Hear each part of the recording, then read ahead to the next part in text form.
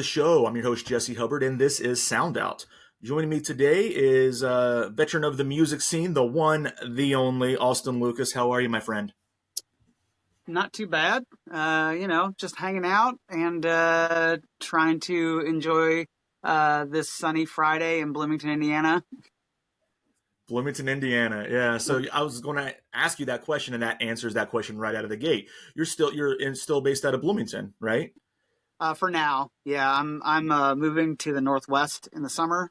Um, but for Okay. now, I'm in Bloomington again. Yeah. Yeah. Right on. What's the reason for the relocation? Just because it's awesome out there?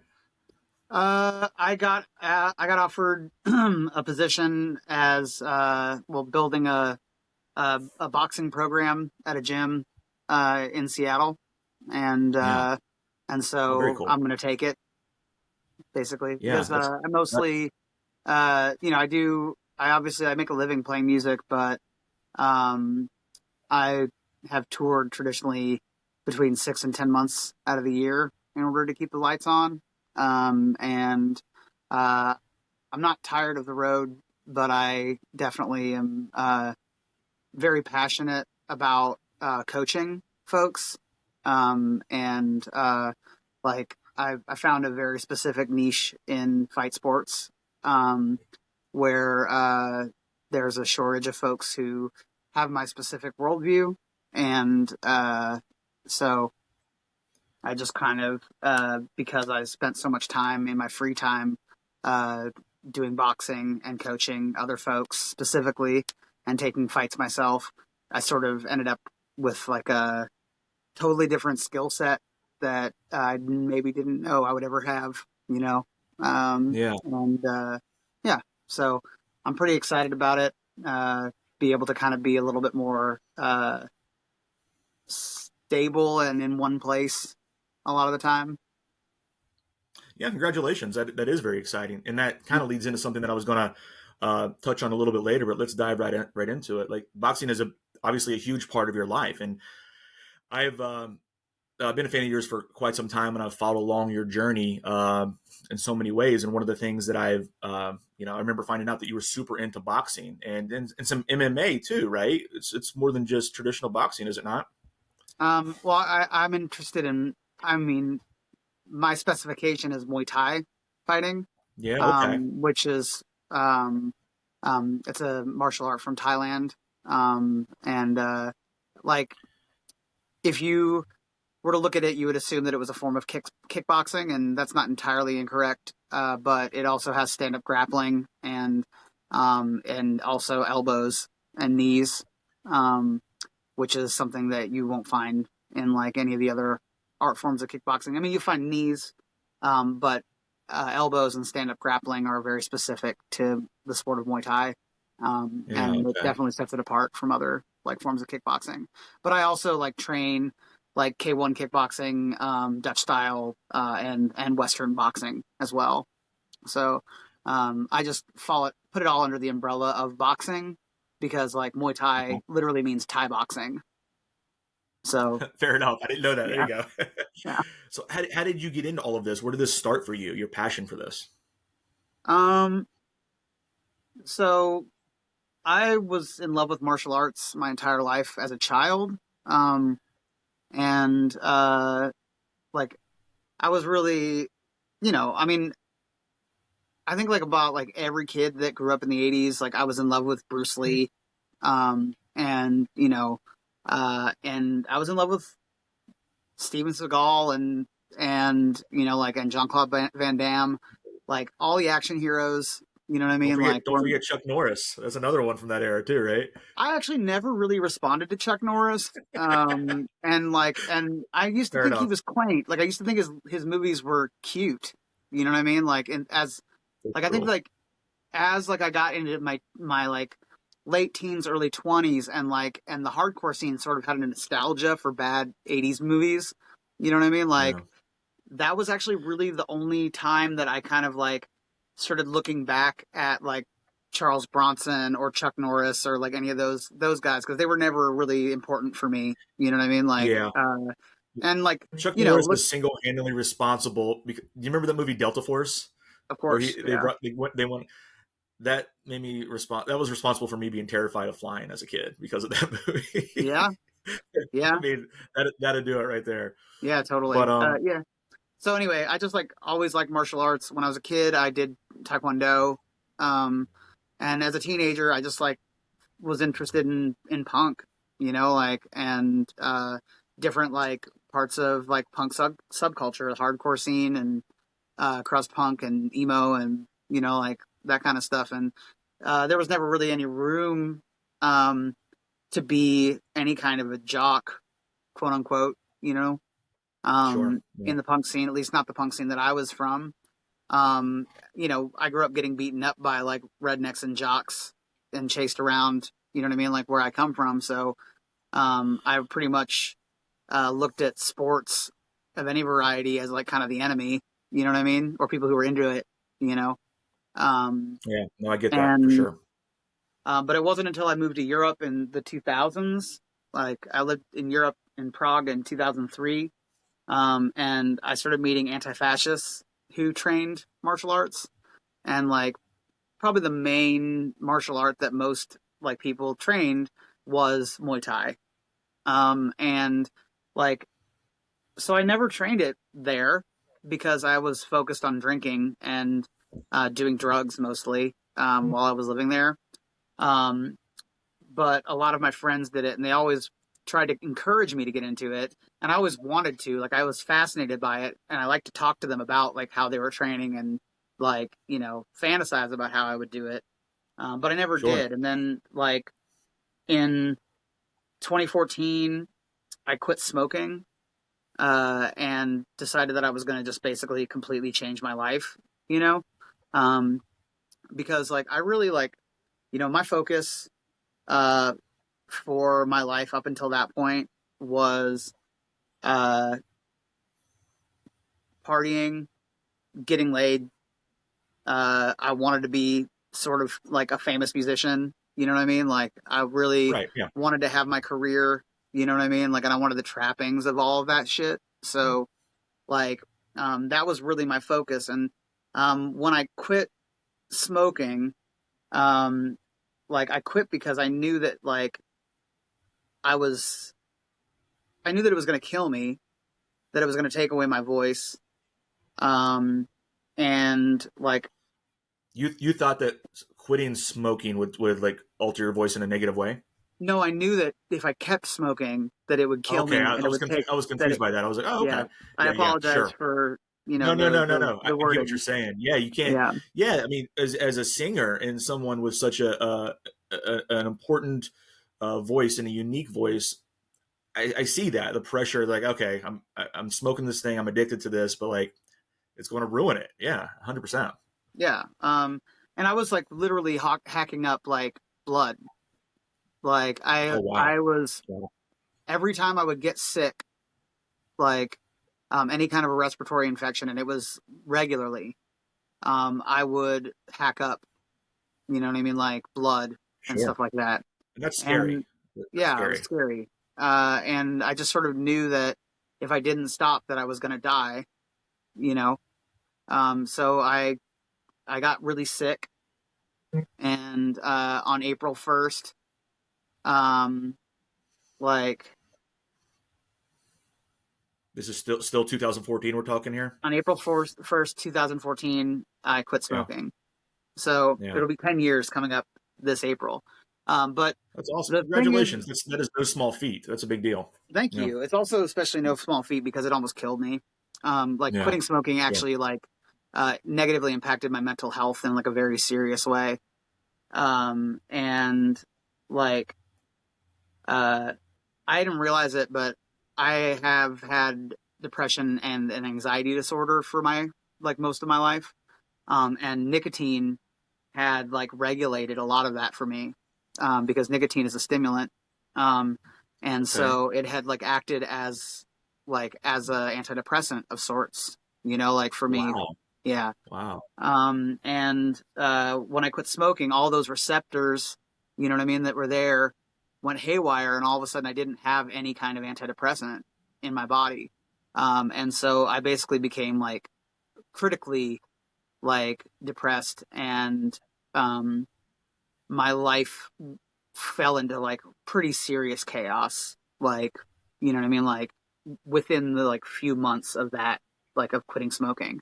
Um, so like I was in a position where I really needed change and I needed to find positive outlets that would like kind of like recenter my energy and stuff like that. Um, and like it took me a while, but in like 2015, I left Nashville, Tennessee, and moved back to Bloomington, and like had another friend who was training Thai boxing, and he was like, "Why don't you come with me? I think you would really benefit from it." And I was like, you know what? Sure, and I did, and I just sort of became addicted to it. Like, Yeah. um, and it was like at first it was really scary. There's like a lot to unpack about like uh, martial arts culture, fight sports culture, Yeah. that's Sure. extremely toxic. And but I don't necessarily want to like, you know what I mean, like go into it in too great of detail here or unpack it. But rest assured, 100%. like Yeah.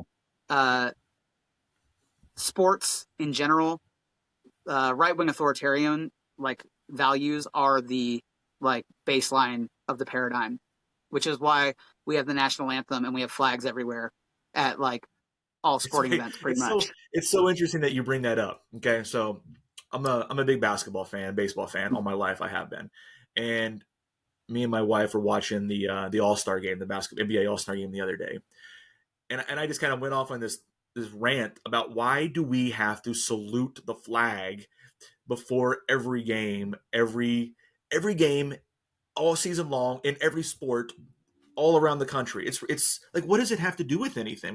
Like, and then I start talking about pledging. When you're a child, you have to pledge your allegiance to this flag, and you don't even know what you're saying. Anyway, I just think that that's so interesting that you just bring that up because it's been a talking point for me lately. I mean, I know why we have to do it. It's I mean, indoctrination. It's yeah, propaganda. that's exactly right. Yeah, like 100%. Um, That's exactly what it is. and since the paradigm of sports is right wing authoritarianism, it is baseline.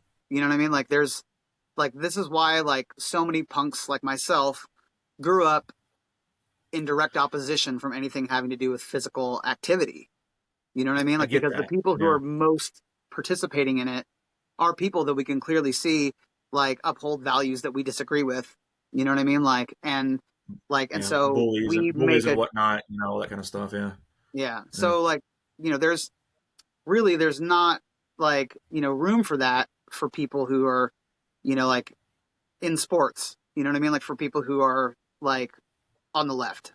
You know, yeah, yeah. especially people who are genuinely on the left. And by that I mean like I'm not talking about like centrist liberal like people, although those folks have a hard time getting involved with sports, like a lot of the time as well. But like there's like my what I'm trying to say is that like uh I like found myself in this place and realized that that um there were very few people like me like who are doing it in the United States. Whereas in Europe, there's really room for like uh, leftist politics in sports because there was never the Red Scare. There was never a purge of leftist like values from European society as a whole. You know, Right. and like there that has um, been a thing that's happened here. Like being any kind of an open leftist of any variety, you know what I mean? Like, and standing up for those values has put like either a literal target or like a metaphorical target on the back of every single person who's done that. And like you can see that even with just like small things like Colin Kaepernick taking a knee, you know what I mean? Like, and it like resonates through like all parts of our society, you know? So, Absolutely. uh, as I realized that I was like a very like uh I was a minority in a minority, you know what I mean? Uh like being a like a queer person and being a person of Jewish descent and being an anarchist and like all of these things at gyms in the United States is like so different than most of the people that are there, like by such a huge majority, you know, um, Yeah, I can that imagine. I Sure. realized that I needed to like focus and hone in on it and work on it because like I see how problematic it is that only people from one specific very toxic ideology are the people who are, you know, fundamentally involved with it. So Yeah. like making carving out a space for people who are more like myself became something that I was really passionate about really early, and I decided that I would like redouble my efforts to become good at it, mostly because I wanted to be able to give it to other people. Because, and this is the biggest thing, like I discovered pretty quickly once I started getting kind of good at it that I was no longer terrified of the violence of men, and like, and when that bandwidth got cleared up, and I was like, holy shit! It's like I can be openly queer again and like and not worry about like the fucking, you know what I mean, like the ramifications of it, because I'm not scared of the violence that these people have to offer. Don't get me wrong, I'm not stupid. I don't want to die. I don't want to get my face broken in. But it's like Sure. when uh, I changed the way that I interacted with violence, you know what I mean? Like to totally like my neural pathways are just different now, Yeah. you know? It was. Like I've found a way Yeah. to bring joy into my life with it, you know? And like and so once I started realizing how much power I had to take up space and be myself and start showing up as myself as like my like non-neurotypical self, you know, like and my queer self and my leftist self, you know, like it just like it was so powerful, you know? And so I wanted to I can do only that. imagine. Like, yeah. Yeah. I mean, my goodness. Yeah. Yeah. Did it feel like you like had a control over your own life that maybe you hadn't had before because of that? Absolutely. Yeah. Yeah. I mean, Yeah. to be frank, like, you know, like most of the things in my career as an artist have not gone the way that I hoped that they would. Like all Okay. of my like best laid plans, all of my really hard work very rarely ever amounted to like the things that I hoped that it would, you know? Hmm. And I have a lot of like heartbreak and trauma around the fact that like I have put so much energy into this thing that has continually sort of mostly like broken my heart in a lot of ways. And like I realized that I didn't have any control in so many parts of my life, but I did have control over how much time I spent at the gym. You know what I mean? Like I did have control over how many calories I ate. You know what I mean? Like so I could like Yeah. lose weight. I could, you know, change my body. I could become more fit. I had control over like ramping up the capabilities of my cardiovascular system. You know what I mean? It's like Yeah. I these mean, were you things. got in an incredible shape around the same time as what I think it was, right? I mean, Whenever that you was, started yeah, it doing was that. all tied in with part of it, you know? Yeah. Yeah. But really it's like, you know, I think that that part of like my physical fitness, you know, like journey or whatever, that part of my life story is probably the least interesting part of my life. It's Okay. likely like my weight loss journey, quote unquote, is probably the thing that most people are interested in about me. I can tell by like the metrics of when I posted about it. You know what I mean? Like Yeah. online. Like Yeah. people were most interested in that part of me, and I have to be honest with you, I think it's the least interesting thing about me as a human being. Like Yeah. and Yeah. it shows to me a lot about how grim the priorities are of, you know, like of the world, you know what I mean, like of culture online, you know. Yeah. um Oh yeah. so Yeah. I don't want to give any stank on anybody, but you know it's like it is, I, it says something very specific to me that like I can be an artist who makes like a huge body of work. I can make something new that like I spent like years birthing, and like it's not as important to people as when I post a before and after picture of like how much weight loss I went So through. you are you saying that you got more attention online from your weight loss journey than you had your music up to that point, ultimately? I mean, as far as like direct reactions, like interactions Yeah. online, like on social media, absolutely. I Yeah. could post Oh a wow, that's video, unbelievable.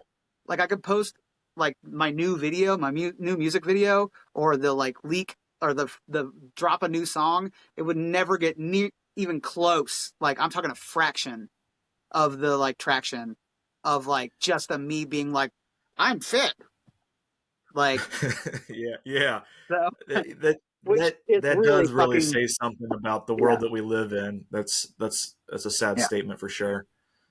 Um, yeah, I mean, I just think it's fascinating that you embarked on this journey with boxing, and now, and maybe you had been for some time, but moving, relocating to teach essentially. Clearly, I don't even, not even going to ask how important that is to you because I know it's important to be able to create that space as you kind of touched on. Do you find a lot of people that are in it for the same reasons as you here in the United States now in 2024? Is that part of the reason why you're going up to the Pacific Northwest to teach? Well, yeah, there are people who are more like me that are starting to become more interested in it. There's kind of a social moment happening, you know what I mean? Yeah, Um, where people are starting to recognize that like there are many different ways of taking power back, and and one that is, I think, specifically uh, measurable, like is being a non-traditional person and training, you know what I mean, like in forms of combat, you know. Not to say that, you know, any of us want to have to ever fight, you know what I mean, like other than maybe like for fun, you know what I mean, yeah. It's competition, never it's never like fun to be unexpectedly in a fight and get hit in the face. I don't care never. how good you are. It's never a good time, right? Although if you punch me in the face, I might smile at you because that's like where, like seriously, it's like I get punched in the face all the time, like, and honestly, most of the time when I get punched in the face, I'm like, like I like consensual violence. I mean, like, like I believe in the power of consensual violence. Honestly, like that's for Yeah. me. It's like that's what I say. Like I'm like, don't kink shame. Okay, I'm into consensual violence. That's my thing. Okay, like it's not Yeah. sexual for Right. me, but it is like Right. like my thing. Yeah. But That's like awesome. it's yeah. There's people are. I think people are tired of being bullied, and Yeah. like, and I think that like there was a moment like uh, a few years ago, 5 years ago, whatever, however long, maybe a little bit longer ago, where people started really coming out and being themselves, and people were having a moment, you know what I mean? Like where people were like, well, Mhm. shit, I can be me. I'm going to be me.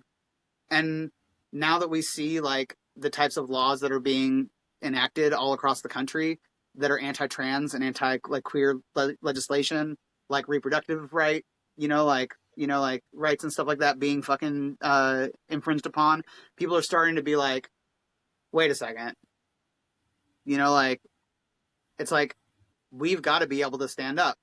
And most of the people who own violence are like the exact type of people who don't want us to exist. Like, and Yeah. that's like, as like a trans person, like it's like I know that most of the people who are really good at violence, many of them much better than I am, you know what I mean, like they are people who like want to subjugate, enslave, or exterminate people like myself. And like, and it's, you have to kind of look at that and be like, this is the world that we live in, unfortunately. It's like I'm very Yeah. gentle and patient. I have no interest in like any kind of, you know what I mean, like violent altercation with anybody. Like honestly, like I barely ever even raise my voice to people, like, but I know that violence is a tool that like that bullies use in order to traumatize. And and even if like people don't ever have to like have like a massive uprising to keep themselves alive, like the biggest tool of a bully is either physical, real violence or the threat of violence, you know? And if you can change the way that you interact with violence, then you take away the tool that that bully has, you know? And I on a love that. real, like for me, like the most revolutionary thing and the thing that I want most, like is I want as many people who are kind, compassionate human beings that other people would like to subjugate and dominate, like to have the tools to be able to look those people in the face and be like, not me, not this faggot, because that's what happens. Like I'll be running down the road in my little pink shorts, and some fucking piece of shit, will like drive by me and be like, hey faggot, fuck you, and I'm like, true, like thanks for noticing. Like what do you want? What are you gonna get out of your truck and come and fuck with me? Because it's not gonna go the way you think it is. And that's like, I love sorry, my that. dog is Love that. fucking wanting to hang out. Um, All but right. like, Oh, and the yeah, wait. What's your dog's name? her name's Brooke. Brooke. Yeah, I saw the new tour announcement. I think it was right with Brooke on the Yeah, poster. Was that what it was? yeah, Yeah, I love that. yeah, Hi, Brooke. yeah. She says hi back. Uh, Yeah, she says hi back in her own way. I love that. No, but that's but so. I yeah, mean, I can only imagine the empowerment that you must feel from that and being able to take away that power that bullies have. I mean, that's something we deal with from childhood and the playground and sadly into adulthood. You think it goes away, but there's always bullies. No matter who you are, there's always somebody that's trying to be a bully in your life. And to be able to counteract that and to empower yourself and then empower others in the same way, it's a beautiful thing. I think that's admirable for you to do that, and I think it's inspirational as well, for that matter. well, thanks. That's nice of you to say. Honestly, like for me, No, it's a no brainer. Like, I get told all the time that like my art has changed people's lives and that like I lead by example and that I've inspired people. And like that feels really, really nice, but that's so like out in the ether. You know what I mean? Like that shit is like a thing that I don't actually get to experience. Like whatever positive impact I have on you as a person, you know what I mean? Like I'm not going to experience unless you're standing in front of me telling me exactly how specifically, Whereas like if I'm in like right, a gym and I show, you know what I mean, like a group of femme people, you know what I mean, like how to like make their punches more efficient, you know what I mean, like and like deliver more power. It's like they like are like, whoa, thank you so much. You know what I mean? Like this is like really like you've helped me so much. I fucking see it, I can feel it, and it's like that's why it's so important to me because like I really like am passionate about being helpful and helping people and changing people's lives. Like this is something that like matters to me. This is why I'm such a outspoken advocate for the things that I am at like that I care about, even though they have always negatively impacted my, you know what I mean, like my bottom line as an artist, you know? Like but like uh sure, but that's why like being in a place where I can like actually work with people all of the time is become more and more important to me because at the moment it's like I do seminars while I'm on the road. I stop in, I'll like, I'll go places and train, for a week, like I'll guest coach at places and like, you know, and I've got a group, like that I coach in Bloomington. I've got groups that I coach in Europe, like, but it's like all of it is like broken up by tour dates, you know? sure, yeah, yeah, And and I want to still go on tour. I still want to be an artist, but it's like I need to if I really want to make a difference like measurably in individual human beings' lives, like I realize that I have to like be someplace all the time and that means making a living doing that thing, you know? yeah. So, You kind of touched on something that I was going to be uh, a question that I actually had for you is, because you are in so many people, across the world through your music, a role model and an inspirational figure, especially since you've come out, and there's this area of like urgency almost with a lot of your singing. Like it's almost gotten like more passionate, and I love that about it. And I was going to ask you about that. The if there was any, if you felt any weight for being, somebody that so many people look to now, um, through the music aspect of things, and but I guess that you don't feel it as much as you do through boxing, is what you're saying. Well, I mean, I feel it. It's like, I don't know, it's just different. Yeah, Like, the and instant connection of being. I mean, to your point, and tell me if I'm wrong, but the physical sport of things, and when there is an element of violence and consensual violence, as you put it, which is a great way to put it. You get that immediate feedback, I guess, and it's so much more in your face and intense and personal, maybe. I mean, absolutely.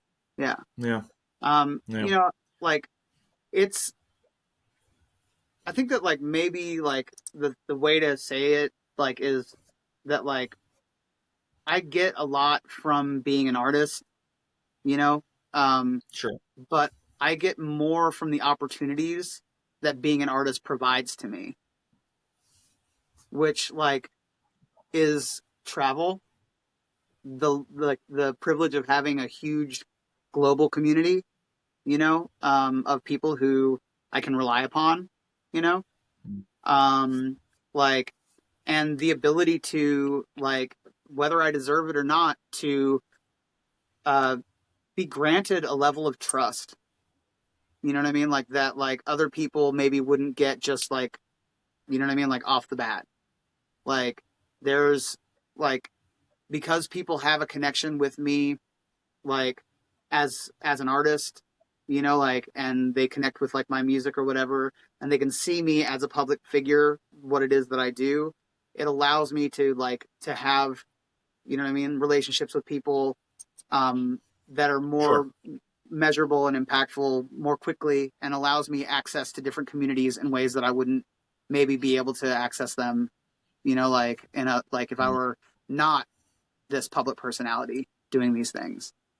But like as far as it goes, like being like a role model, like I don't think of myself as an artist as a role model. You know what I mean? Like when I think about like my art and I think about the way that my art has had an impact on people, like that is lovely. You know what I mean? Like, and I'm happy for it, and I want to like continue doing it. I would love to have a long career, like for my whole entire life in the arts. Like, but I know that like the community organizing projects that I do, like, and that I'm able to take part in, like that, like the visibility that I can provide, you know what I mean? Like for different groups and stuff like that. Like the fact that I can travel and network, these are the things that are like really impactful. You know what I mean? Like, and like the music, the art itself is like sort of in a lot of ways just the vehicle for me to be able to like kind of like connect and make connections and connect other people with the people that they need to connect with, you know? Like I think, if I was honest about me as an artist, like I'm not everybody's favorite artist. You know what I mean? Like I'm not like there's no scene where like everyone agrees that like I'm the person. You know what I mean? Like in the scene that I'm in, like people care much more about other artists in that scene than they do about myself. But like I am a bridge, and I've been a bridge, like I've been one of the first people doing certain things like before anybody else was doing them or before very many other people were doing them. Like and yeah, like and that has allowed for people to find new things that they loved, you know what I mean? Like and it's provided a lot of different artists to come together who maybe never would have come together. Like I've had managers and booking agents who made entire careers, you know what I mean? Like because they signed me and I introduced them to somebody else, you know what I mean? Like who ended up making their lives huge. You know what I mean? Like, Yeah. and I don't really benefit from any of that. You know what I mean? Hmm. So it's like when I look at like my career, it's like I'm aware of the fact that like I am a bridge. I'm like I can build connections and I can, like help people come together and stuff like that. But it's like, I'm not necessarily the most important person, you know what I mean, like in the room, even if I am that night because it's my show. You know what I mean? Like it's like what's more important is the community that ends up being able to be built when I leave the room, you know? And, you know, that's No, just that's such sort an of, interesting perspective. I never considered it that way. I mean, I think when I'm looking back, I first got into music through the Revival tour mhm, back in the day. yeah, So you could say that Chuck Reagan was the bridge for me to your music in that scenario. Honestly, absolutely. Yeah. yeah. And I've been been a fan since then. Um, but it's really interesting perspective to hear you talk on that. I think that's fascinating. I um, yeah. I mean, I guess that's. Do you think it's because you kind of weave through so many different genres over your career? I mean, do you feel that there's any what music scene do you feel most connected to? Because you're part of so many, and I associate you with punk rock and folk punk, but there's other people that make associate you with you know uh, country, for example, through some of the stuff that you've done. What do you feel connected to? Oh, I'm a punk person, like Yeah, 100%, yeah. like, but like the way that I'm a punk person is really different than most of the artists that I'm associated with, you How know? so? I How mean, so? like, I'm just, like, uh, I'm dedicated to like very specific things that, you know what I mean? Like that other folks are not, you know what I mean? Like, and like, I work, with, um, like with communities in ways that like will never benefit me, you know what I mean? Uh, like as far as like an artist goes, you know what I mean? Like, I don't support causes that I can attach my name to that I can like be lifted up by. You know what I mean? Like, and like, Okay. so Yeah. I'm a punk person. I do things that are really specifically, you know what I mean? Like, political, like from that standpoint, like, and informed. I'm, uh, maybe overly vigilant that I'm not centering myself, you know what I mean? In things that aren't about me.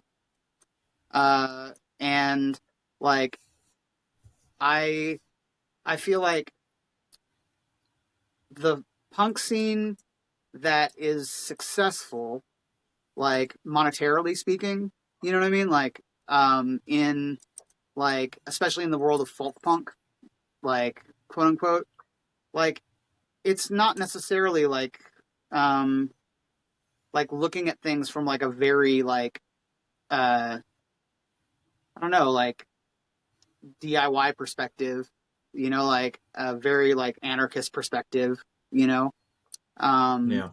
like, and like I feel closest, honestly, to like other like I don't know, like artists that are I don't know out there fucking like working really really hard to change the paradigm. You know what I mean?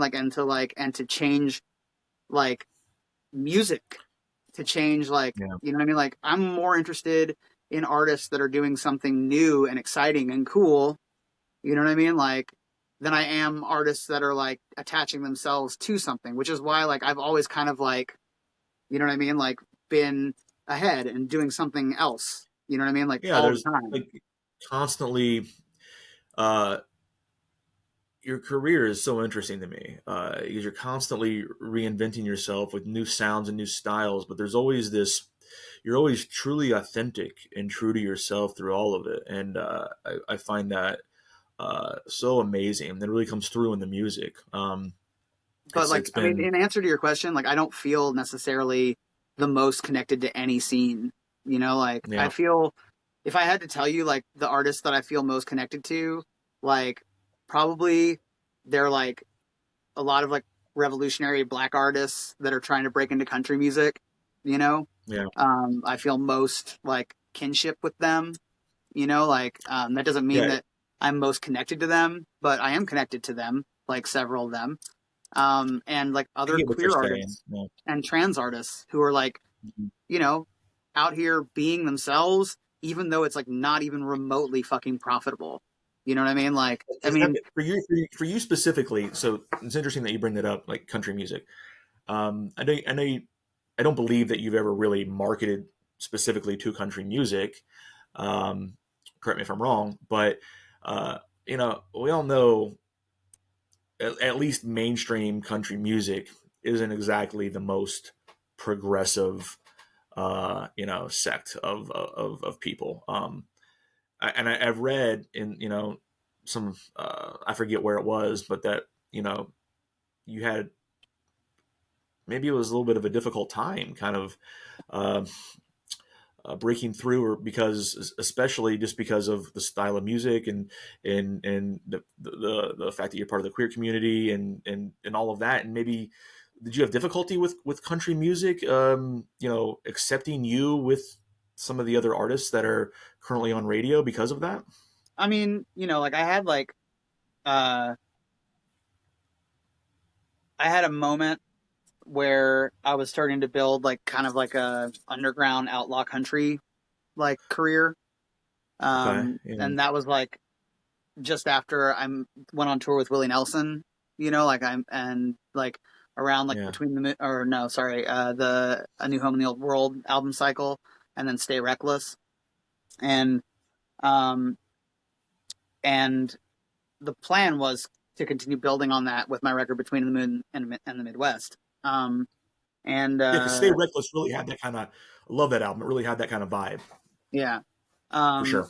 but like uh, in between when that record was recorded, because I got dropped by my record label, like over that record Between the Moon and the Midwest. They didn't hear a single, and I told them that there were at least four, and they needed to fucking pick one. Um, and they dropped me. So you know, at any rate, like in between the time period that that should have come out and when like it did finally come out, um, like the issue with the Confederate flag being taken down, like at state capitals and stuff like that, became a hot button issue. Yeah, And um, I had like I had for a few years kind of decided that I was going to keep my mouth shut and my head down and just try and like have a career, you know what I mean, like in country music. hmm And like when all of that happened, um, you know, like here's the thing: I'm a I'm I'm a Jewish person, and like who's pro-Palestinian and has been for a very long time. Um, but I'm also a Jewish person who grew up in the shadow of the Holocaust, and like, and I know what a symbol of racism means to an oppressed people. And so when people started to be like, it's heritage, not hate, you know, like yeah, I was like, no. yeah, I was yeah. like, fuck you. You're Right. wrong. The Yeah, Confederate flag is as good as a fucking swastika. Like, and you have to recognize that when people see it flying overhead, they feel the same thing that I, as a Jewish person, feel when I see a swastika. You know what I mean? Like, and if you can't fucking accept that, that's your problem. It's not theirs. You know what I mean? yeah. Like, and you need to grow the fuck up. I lost somewhere around 1,000 followers in one day, Mm. and like, and so I sort of from there like realized that I was like I can't be quiet anymore. You know what I mean? Like, and even though it's gonna like fucking negatively impact my career, which it has, you know, like, and even just like this last year, like coming out as trans, this has been my least like lucrative year as a artist in 15 years. Like I've Really? literally never made less money and worked harder.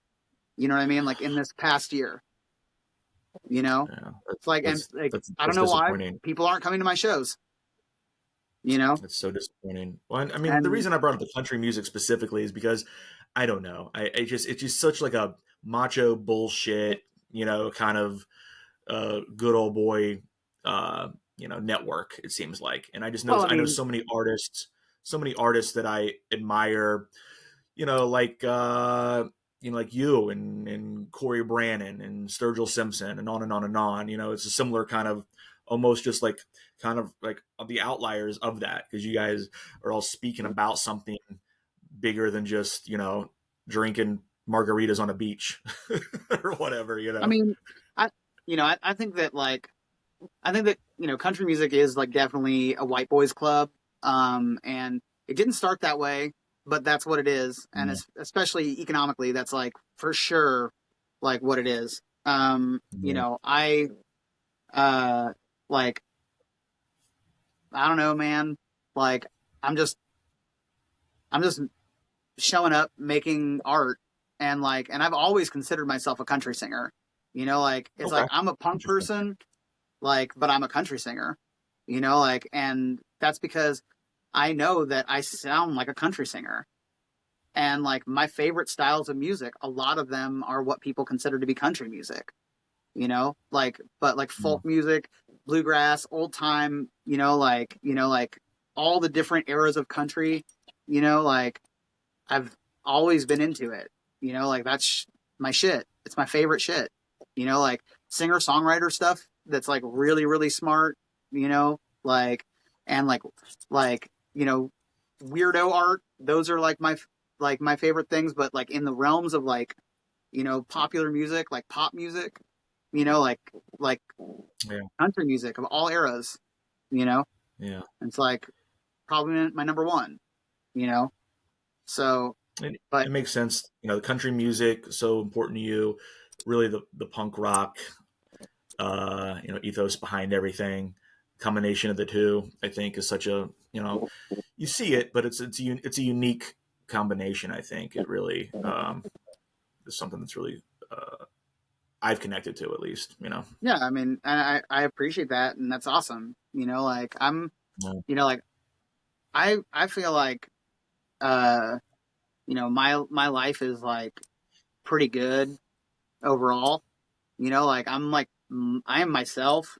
I do a whole bunch of really, really cool things, like all the time, like, but it's like, when you ask me questions about these places, like where I fit in or whatever, it's like, I have to be like, well, I mean, I don't really fit anywhere, like, and yeah, I feel kinship with this. Like, I, especially, like I said, I feel really serious kinship with like, folks from like the Black Opry and like, and, like people who are like, someone like Lizzie No, who I think is like one of the most talented people I've ever met in my life. And like, she's an open, like, communist black woman trying to make their way in country music. You know what I mean? Like, it's like that, like, kind of attitude. You know what I mean? Like, that kind of person is like the person that I'm like, that, you know what I mean? Like, yeah, that over there, yeah, you know? yeah, It's like, yeah, I like, when I see, like I was really lucky and I got to tour with Lavender Country, like, and this is like a very,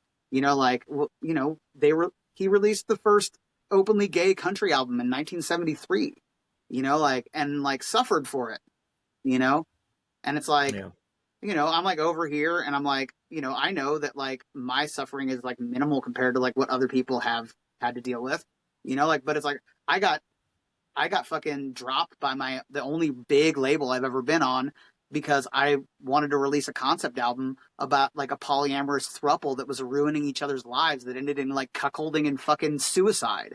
Like, and the label was like, we don't hear a single. And I was like, it's fucking art. Fuck off. You know what I mean? Like, and it's like, and I got like, I got dropped and my career has been like, this, you know what Yeah. I mean? Like since then, you know, like, and I know that it's like, you know, like I know that I'm influential and I know that I'm known and I like, and that is fucking awesome. You know, like I'm glad that I've like had an impact and that people, you know, like give a shit about me. Like I've certainly not had a crappy life. You know what I mean? Like Yeah. I've had a lot of adversity, you know, like, but like at the end of the day, it's like, you know, I'm like just a person who's like showing up as themselves, you know, like and hoping that people respond positively to it. And it's like I have no idea how people are gonna fucking respond at any given day of the No. week. You know, like I'm not Fair enough. neurotypical. I've got ADHD and probably like some autism. And like, you know, like people don't always respond well to me. So it's like shouldn't be weird to me that people don't necessarily always respond well to my art or my like my you know what I mean like my political or how do I say it like my online presence as a public figure or whatever, you know. Sure. It's like I'm okay with that. Like I didn't used to be. It really and it still hurts because I've got like trauma around it, but it's like, you know, at this point it's just like, you know, like you can fuck with me, but I don't know if like you can fuck with me any worse than I already fucked with me, you know, like and like You're right. Yeah. Yeah. Take your best shot kind of thing, right? yeah. Yeah. Um, well, I am very appreciative of your time, Austin. Before I let you go, I want to touch on your latest album, where you pay tribute, if you will, to one of my favorite bands, Against Me. Reinventing Against Me with the classic reinventing Axl Rose artwork. Um, I wanted to. I love. Well, it's one of my favorite things in the world is whenever an artist that I like covers another artist that I like. I'm a sucker for that kind of stuff, whether it's Mm, an album, whether it's live or whatever. mm. Uh, what does Against Me mean to you? Why did you choose that band to do this with? Um, because like Laura is a queer trans person, and like she mostly has really good politics, and like there aren't very many like luminaries to look up to, you know, um, Mm-hmm. and like I lived through all of the eras of like Against Me and watched them get shit on, like uh, from the moment that they released Reinventing Axl Rose on No Idea after they left Planet X Records. You know what I mean? Like people already were like, "Oh, they're on a big label now. They're on No Idea." You know, like and so Yeah. like when they went to Fat Records, it was like, you know, like people were like, "Oh, they sold out." You know what I mean? Like, and then when they signed to a Yeah. major, people were like, "Oh, they sold out." I'm like, "This is this." I've been hearing the same story. You know what I mean? Like about this band. You know, like Yeah. forever. You know, Yeah. like and like yeah, like that. They just there's like I feel like you know a kinship with how they were treated, and like you know I feel a kinship with Laura as trans people of a very similar age. You know, like I also recognize that I probably would never have been able to come out as trans if she hadn't done it. You know, like that's a Okay. Yeah. really you know Yeah. like a huge thing. You know, Do like you a know huge Laura? Do you know contribution. Laura at all? Yeah, yeah, Yeah. yeah. Yeah. I mean, you know, we're not like close, but I've known her since like 2001 or something like that. Oh, Like, right on. you know, Very like cool. not like as like good friends, but we've been interacting in the punk scene. You know what I mean? Like, Yeah. and I've I opened up for figured you Against Me. probably your What's up? paths have crossed at some point, if Yeah, nothing else. yeah. What was her reaction to the album? Uh, she was very flattered. Um, Yeah. and you know, like the reason it happened is because like we had like kind of like a sassy exchange on Twitter about it, and like and she was like I was like you better watch out, I'm gonna reinventing Axl Rose, and she was like I'd love to hear that, and I was like bet you're fucked now, you said you wanted it, like you know Uh, That's and amazing. I didn't know that. I'm not on Twitter, so I'm out of the loop with that. I mean, it's That's a where it long, started, long huh? time ago. That was like in Yeah, 2020, you know? I love that. So So like, why the specific songs that you chose for this album? because they're hits, Yeah, they're yeah, songs that I really like. Like, yeah, honestly, they're just songs that I really, really like. Um, yeah. and I was originally, it was only going to be like two songs, like a 7 inch, you know? And then I was like, oh, maybe make it four songs. It'll be an EP. And then like we recorded all of it pretty much in like 2 days. It was just like, it just happened, you know? We just like kind of kept going and pushing on, like, and then Yeah. it was like, oh, we recorded a full length. All right. But then it took like a whole nother 2 years to even get released. Like it was done in 21. Like it's been done Oh, since like wow. December of 21, Oh, like, and, honestly, it's like I got like kind of really got mistreated by a record label that was supposed to help me with it. And so I ended up having to press the whole thing by myself. And so that's actually one of the reasons why I'm so broke right now too, is that I had to come up with several $1,000s to print this record finally, because the label that was supposed to be doing it like pulled the plug at the last second. oh, And wow. I was gonna be spending most of the money that I had on like promo and stuff, and like I wasn't able to do any promo on it. I just, like it just came out, and like Is it and available on vinyl? it there's still some limited copies of vinyl left. Yes, yeah, All right. I want to get it's my pretty hands much on it. sold out. Like I We'll only did talk later. 500. See if I can get my hands on one of the vinyl editions. We'll talk later.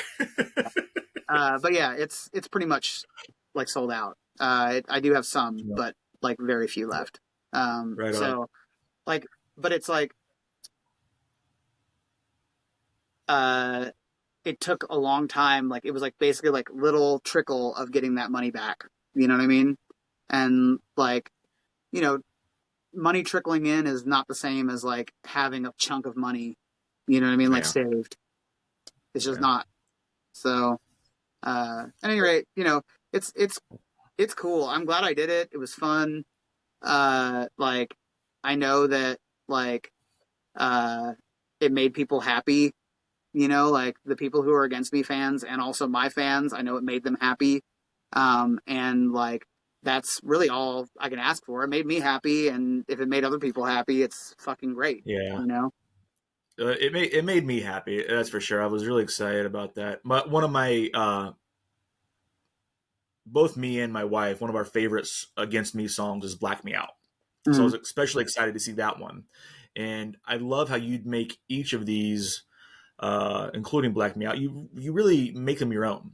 And my my wife Christina said that she's a huge Against Me fan. She prefers your version to their version, which I thought was pretty cool. I will say that I like both versions equally because I hope to have Laura on the show someday. How So diplomatic. Uh, I'm just gonna say this: like, I don't like my versions of any of those songs better than "Against Me." But I do actually think that my version of that one is better. That's like the it's only so it's like so cool. It's like so I good. It's like just I just yeah, think that it moves like in a way like that's much more soulful. You know what I mean? Like, and yeah, like that's just my opinion. Like I prefer the Against Me versions of almost all of those songs. But like the other day, I listened to Black Me Out. I put it on a playlist. I was DJing in Chicago, and I I fucking played it, and it was the first time I listened to it in a long time, and I was like, oh, and I was like, it's crazy how different these songs are. Like yeah, it's like I just go and do the thing. Like I didn't like go back to source material, like and be like, which ones do I want to do? I was like, which ones do I know? Those are the ones that I want to do. yeah, Like, and I just kind of did them from memory. I mean, I screwed up the lyrics on several of the songs, and because that was how my brain remembered them. You know, yeah, so like yeah. I don't know, but that song musically, it's really soulful, and especially with like Jen Christie singing backup on that shit, like like Yeah, it's the just yeah so the fucking powerful. It's like like yeah, I mean, I feel like I don't know, it's like Gimme Shelter with the backup singer is just like wow, you know what I mean? Like it's like it brings it to a totally different level. I actually think that that's the reason why I like my version better than I like Against Me's version is just because it's like got what I mean, like that like really fucking gorgeous fucking backing vocal. You know what I mean? Like yeah that just like y'all's carries the vocals fucking song. together when that hit the first time I was listening to it. I was like, oh, okay, Mm, yeah. It was really cool, really well done. I mean, it's yeah, they're all great, but that's just that song right there was just something special, thank you. something I appreciate special. it. Yeah. Yeah. So do you have for anybody that's watching that wants to, can they still pick up a copy CD form? Is CD iTunes just the way to definitely go still now? available, 100%. I've got some limited LPs. I'm kind of hoping to get some back from the European distributor. Um, but yeah, like there's very limited LPs left. Hmm. And um, you know, I think like the best way to get them is to come and see me play, honestly. You know, Where do you have any shows coming up? This is going I to be, do. as of I'm headed to now, South this by. is February 23rd. This will be out in a matter of days. Yeah. So what do you Um, have coming up? I'm I'm gonna be playing in Memphis on March 1st, Little Rock on the 2nd, Tulsa, Oklahoma on the 3rd. And then I'm hanging out for some time in Austin training at a gym I love. And then I'll be Oh, cool. playing a show at South by Southwest. And uh, coming back, I play a show in Fort Worth on the 16th. Um, wait, I apologize. On the 17th. And then on the 19th, I'm in Oxford, Mississippi at 12 o'clock, playing at the university for like a gender studies warm up like week. They're doing a gender studies week at Oxford University in Mississippi, and I'm playing Very a cool. warm up party for that. And then that night, I'm playing in Nashville, Tennessee. So I'm playing two shows on the 18th. Oh, Um, wow. yeah, Busy day. or wait, that's those are on the 19th. Sorry, both of those shows are on the 19th. So I'm on And the then and 17th. everybody can go to your social media to Yeah, find these the best yeah, way to, yeah. yeah. Sorry, I ramble. ADHD, No, no. buddy. I Yeah, didn't want you to feel like you had to remember everything at this exact moment. I figured, you can just give people a taste, and then they can go do the work on their own at that point. yeah. You know. And if anybody's listening to this, lives in Texas and like wants to have me come and play like on the dates when I'm like not doing anything, you know what I mean? Like, and they can see like I'm gonna be training like most of those days, but like I honestly like need to make a living, and like I'm happy to come and play a show almost anywhere if it's like on my way. You know what I mean? Like to go someplace Yeah, like I actually and have a buddy. He's a musician and he is a kickboxer as well. But he lives in Louisville now, but he's from Austin originally, and he's super connected to the music scene there. I'm playing I'd be happy to. Elizabethtown on the Yeah, 25th or 26th of March. yeah, Yeah. yeah. So you should tell Do your you ever come to buddy. Columbus? I'm in Columbus, Ohio. Do you ever make it out here? It's not too I was terribly just far from you. there. Uh, um, I was there last year. I don't remember. I think it was in like September. Yeah. I didn't even know that. I would have been there. I didn't know. Well, that's a thing. I feel like Yeah, the social media uh they don't uh the they don't algorithm like sucks. the algorithm sucks. They just don't tell people about the things that are going on. And Yeah, like the more you post about things that you need to make money off of, the less, you know what I mean? Like they like let you into the algorithm. So, you know, yeah, if anybody's interested in me, like for God's sakes, like please, you know what I mean? Like pay attention and engage with me. You know what I mean? Like ask questions, look at my social media. You know what I mean? Like look at my social media because there's tour posters all the time coming up. You know what I mean? Like, and like, my website doesn't necessarily get updated as like quickly, you know what I mean? Like, as like I'm posting yeah. posters for shows and stuff like that on my social media. Such as the new one with Brooke, right? Exactly. Yes. Exactly. Yeah. Austin, thank you so much for your time. This has been lovely. I appreciate your honesty and how open you've been about sharing your journey. And it's been a real pleasure. Well, you're welcome. I am well known to be an oversharer, so thank you for appreciating the person that I am. Well, I appreciate the person that you are 100%.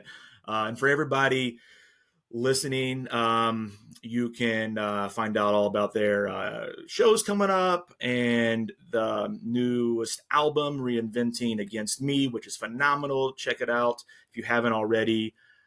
Thanks so much to everybody listening. Thanks to Austin Lucas once again. Appreciate you all so much. This has been Sound Out. I'm your host, Jesse Hubbard. Until next time, friends.